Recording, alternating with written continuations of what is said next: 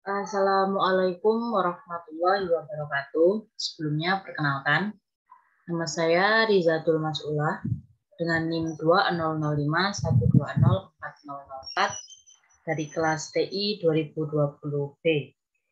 Di sini saya akan menjelaskan tentang FTP server dan simulasi sederhananya menggunakan Cisco Packet Tracer. Sebelumnya kita ke pengenalan terlebih dahulu.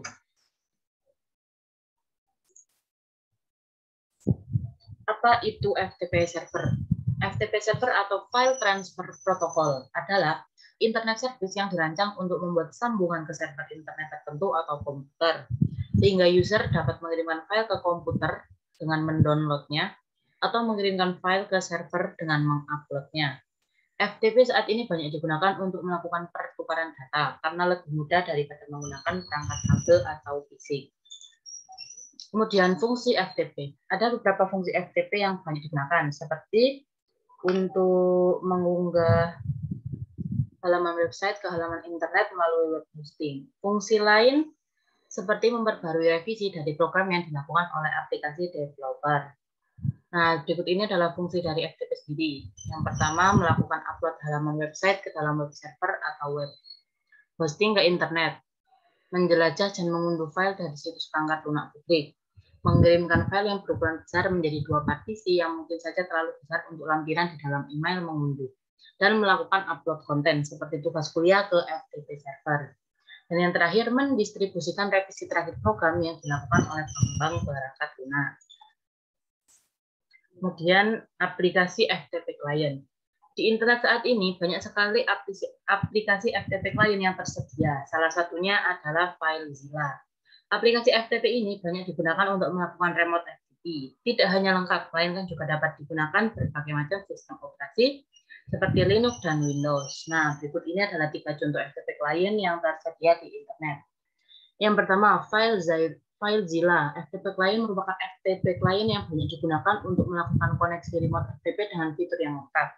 Aplikasi FTP ini mendukung di beberapa sistem operasi terkenal seperti Linux dan Windows. Kelebihannya adalah dapat melakukan transisi simultan.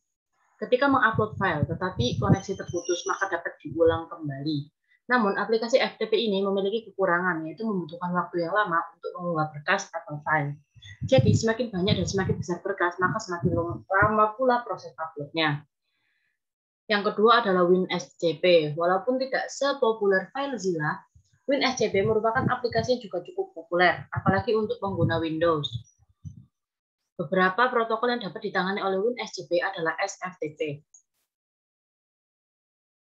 SCP, FTP, dan WebDev. Kelebihan dari WinSCP adalah dukungan SSH password, keyboard interaktif, public key, dan autentikasi Kerberos. Selain juga terintegrasi dengan bagian atas dukungan penuh autentikasi kunci publik dengan SSH. Sayangnya, aplikasi FTP ini hanya bisa digunakan di Windows saja. Kemudian yang ketiga adalah FTP GPTF. Apa itu FTP GPTF? GFTP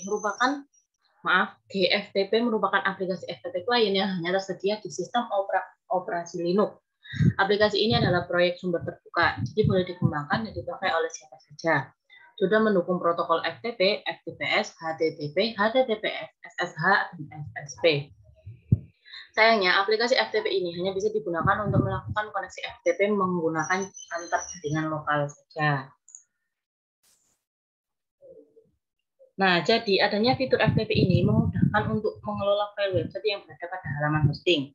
Kemudahan yang diberikan fitur FTP tentunya dapat membuat pekerjaan akan lebih mudah. Pengguna tidak perlu masuk ke dalam layanan web hosting untuk melakukan pengelolaan file, seperti mengganti, menghapus, atau menambahkan file-file baru. Nah, sekian untuk pengantarannya. Sekarang langsung kita ke Cisco Packet Tracer.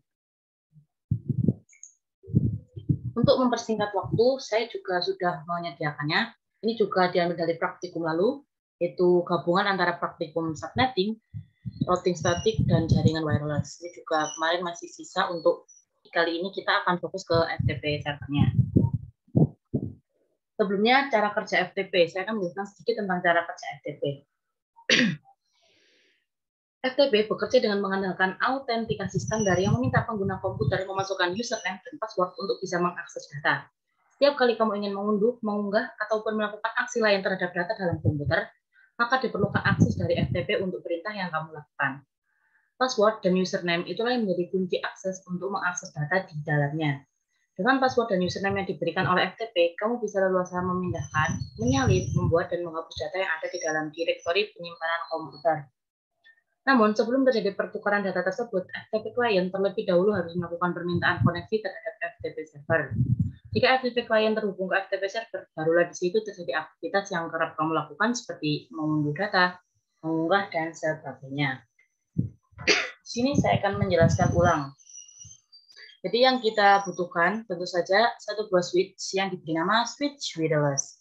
Switch wireless ini membawahi server DHCP, akses point 1 dan akses point 2. Untuk akses point 1, ini dikonfig, kemudian port 1. Akses point 1 ini kita namai default 11. Kemudian untuk akses point 2, ini juga PP. Di port satunya kita namai dengan default 22.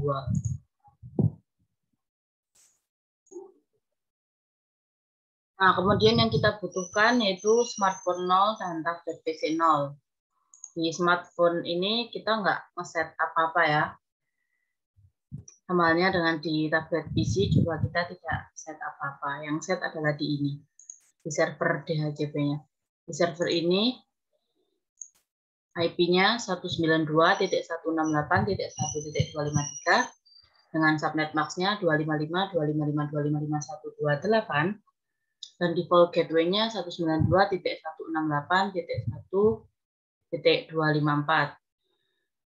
Kemudian di service DHCP. Ini sudah saya set ya kemarin. Terusnya ini sudah saya set untuk mempersingkat waktu. Default gateway-nya 192.168.1.254 dengan DNS servernya 33331.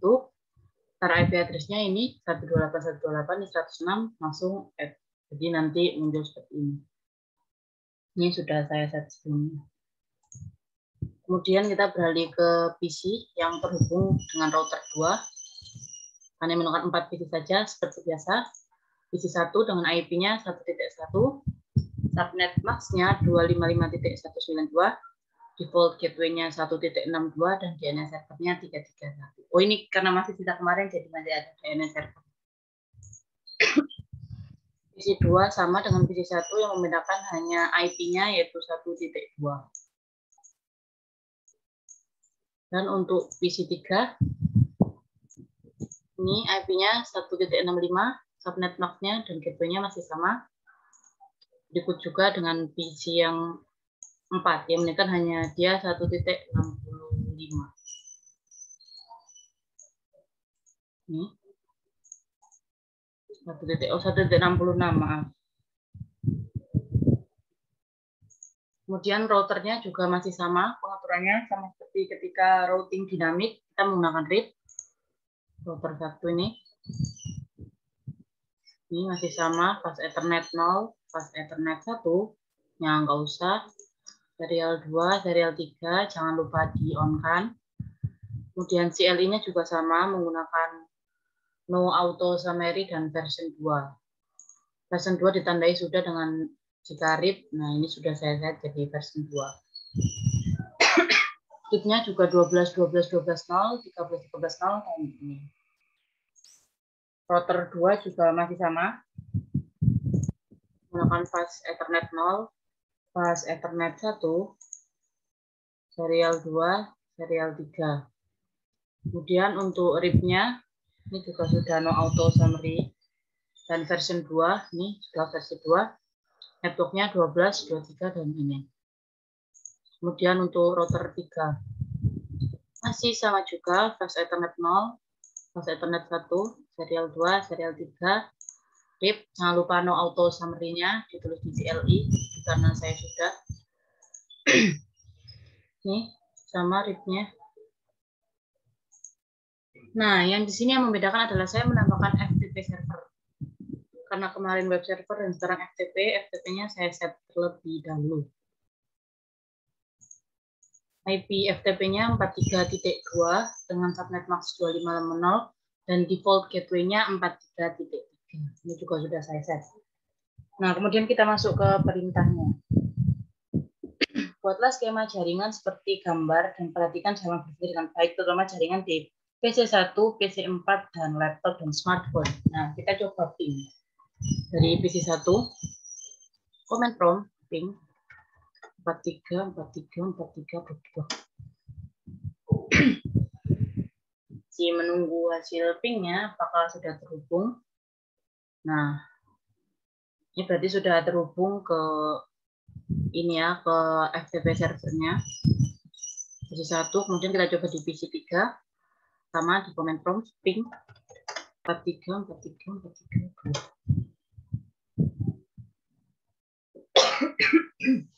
Nah, ini juga sudah. Kemudian di smartphone 0 sama desktop, command prompt, ping 43434322. Smartphone juga sudah terhubung ke FTP server. Ini alamat FTP servernya tadi. Kemudian yang terakhir di tablet PC, desktop, command prompt, ping 43434322. Nah, ini semuanya berarti sudah terhubung ya ke FTP server. Kemudian nyalakan server FTP server di komputer, kemudian buat user. Ini kita ke service, kemudian cari FTP. Nah, dengan username coba dan passwordnya coba. Ini tadi juga saya sudah buat ini. Nah, username coba, password coba dengan akses full, akses write, read, delete, rename, or list. Jangan lupa di add dan di save. Pada PC1 kita buat sebuah file dengan nama pesan PC1.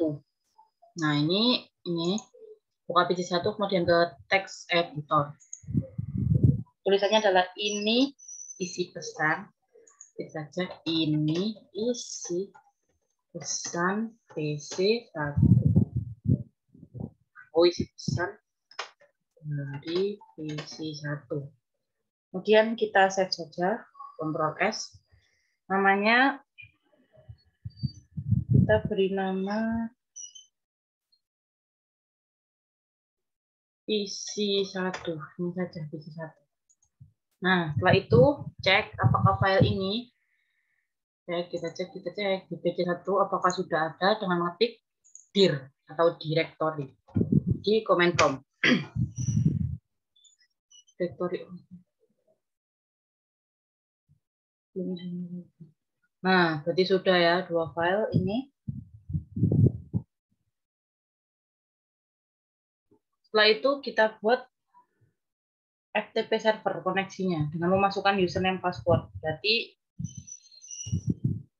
ketika aja FTP 43.43.43.2. Username-nya tadi coba. Nah, passwordnya juga coba. Nah, setelah itu untuk memasukkan pesan tadi berarti put PC1 PC1.txt. Nah, sudah selesai. Welcome in progress. Nah, komplit.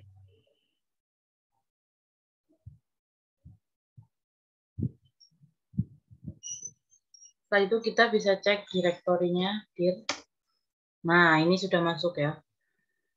PC1.txt ini tadi yang barusan kita share. Jadi sudah terupload filenya melalui perintah put ini tadi. Nah, kemudian pada laptop kita buat koneksi seperti langkah pada poin 5, lalu kita coba download file pesan txt. Oke. Ini pada tablet di command prompt-nya kita coba ftp 43.43.43.2. Username-nya coba, password-nya coba juga. Nah, untuk mengunduh filenya berarti kita ketiknya get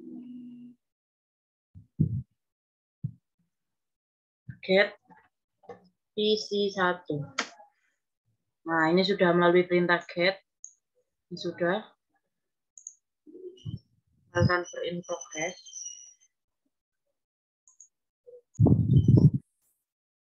Nah, untuk perintah get-nya tadi, untuk get, setelah itu kita cek direktorinya apakah sudah masuk file tadi, dan ternyata sudah nih pc1.txt. Sekarang kita coba dari smartphone ya, sama di comment, di comment prompt smartphone, di comment prompt-nya sama ftp 43 dan 43 username coba, passwordnya coba, langsung saja get pc1, cek direktorinya. Nah, pc1.txt ini sudah masuk ke sini. Jadi sudah. Sekian yang dapat saya sampaikan tentang praktikum ini. Saya akhiri. Assalamualaikum warahmatullahi wabarakatuh.